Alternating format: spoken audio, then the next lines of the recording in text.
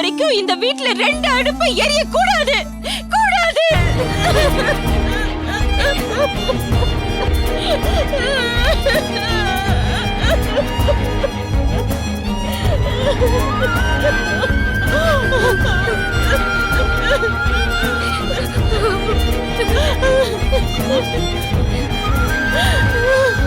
மனசே 2ஆ போயிடுச்சு. அடுப்பு 2ஆனா என்னம்மா? என்ன தம்பி இதெல்லாம்? வீட்டுல சண்டை நடக்கிறது சகஜம்தா. அதுக்காக அடுப்பு தனியா வாங்கிட்டு வருவாங்களா? சுமதிமா, என் மேல எந்த தப்பும் இல்ல. எங்க கூட யாரும் பேசக்கூடாதுன்னு பெரிய மனுஷன் உத்தரவு போட்டிருக்காரு.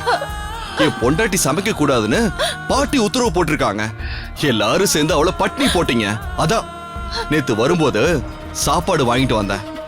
இல்லனா என் பொண்டாட்டி வயித்துல ஈர துணி கட்டி படுத்திருக்கலாம்.